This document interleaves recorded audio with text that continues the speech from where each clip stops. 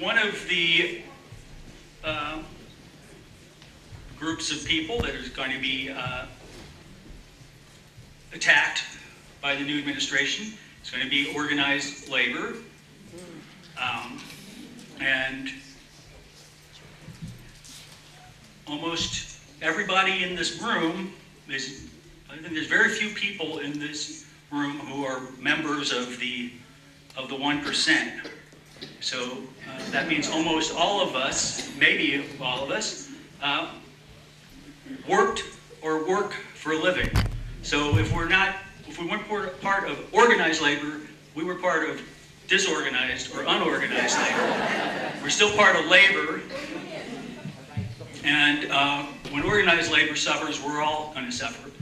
So I'd like to introduce a member of the steering committee of this rally and a leader in Unite Here, Local 483, Hector Azpilcueta.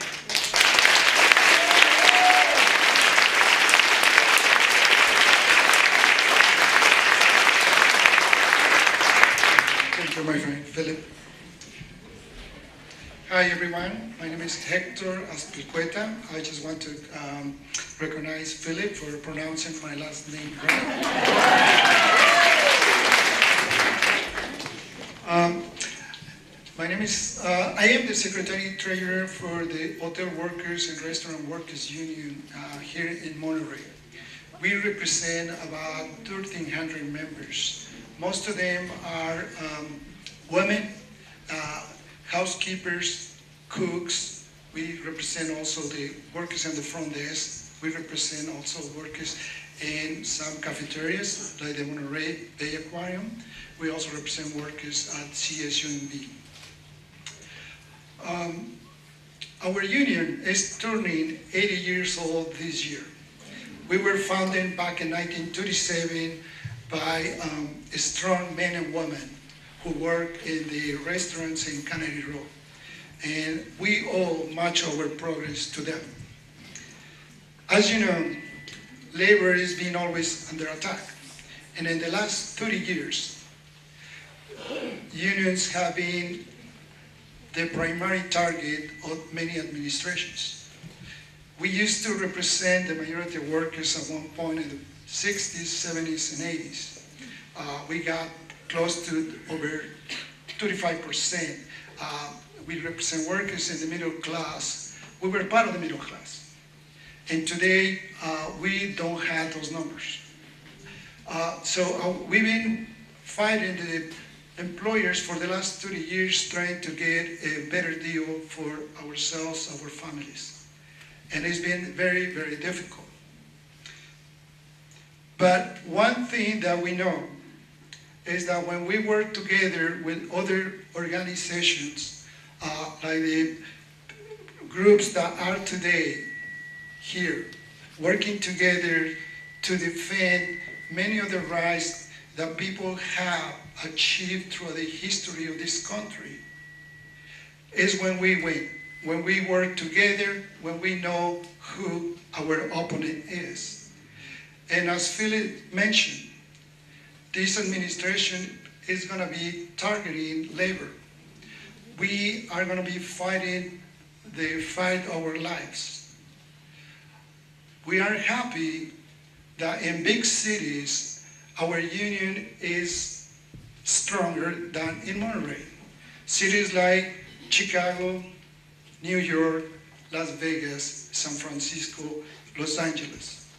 We have a decent number of members here in Monterey. And we have been done a very good job in such a way that our members enjoy health care for free as long as they work a minimum of required hours. But that can change if the administration get their way to institute something that is called the right to work. That will make it very difficult for any union to make progress for their members. So one thing that I want to say is that it seems difficult to be the new elected president, but it's not impossible. He's not someone that cannot be defeated.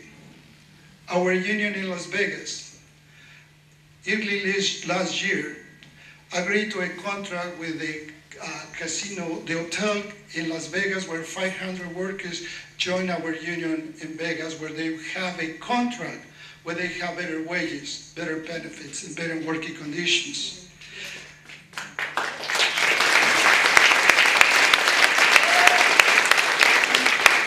He also agreed to a fair process for the workers at his hotel in DC to become union.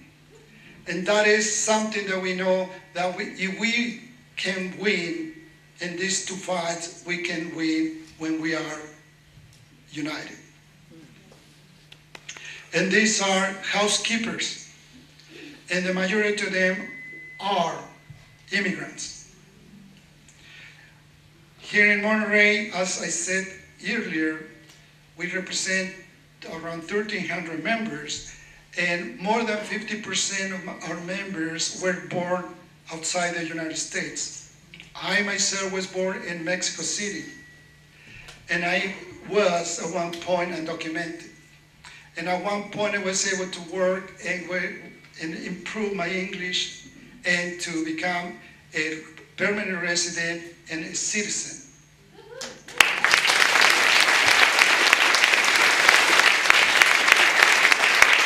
But looking at our membership and the struggle that they go through, and with the threat of deporting 3 million undocumented workers, I'm concerned not just about them, but also people like me that are born in a different country, and because the color of my skin, because my accent when I speak English, I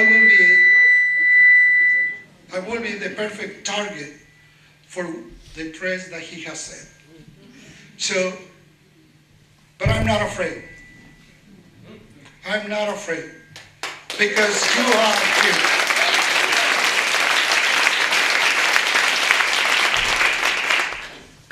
We, Local 483, have been very fortunate to work with people in this community. You've been with us when we went through a different and a difficult fight with the Quelach. You came and helped us out and support us during our fight. You came to also to help us at the Hilton Inn to defend the housekeepers, the cooks, the servers. There's people in this room that wait to speak in our behalf to management. Supervisor Parker, Senator Belmonte, and others that I cannot see in the room, but I just want to let you know that we have been very lucky to be in this community.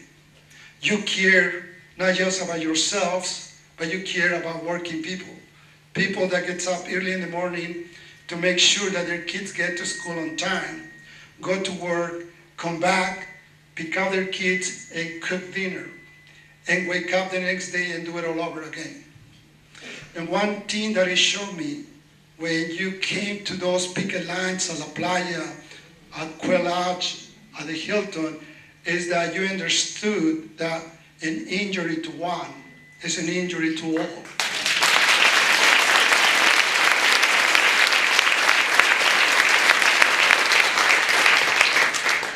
Previous speakers mentioned that we need to grow this movement, and it is true. We in the labor movement know that we cannot do this alone. We have never done it alone. We need you. And when we leave this room, we gotta go back and talk to our friends, our families, our neighbors, even with those people who disagree, because they are going to be impacted. They just don't know it. So I just want to finish by using a chant that was made famous by the United Farmer Workers. And my friend Bill Monin, at one point, worked for the United Farmer Workers. And that is that for any fight or struggle that we face, we always say, "Sí se puede." Se puede. Se puede. Se puede.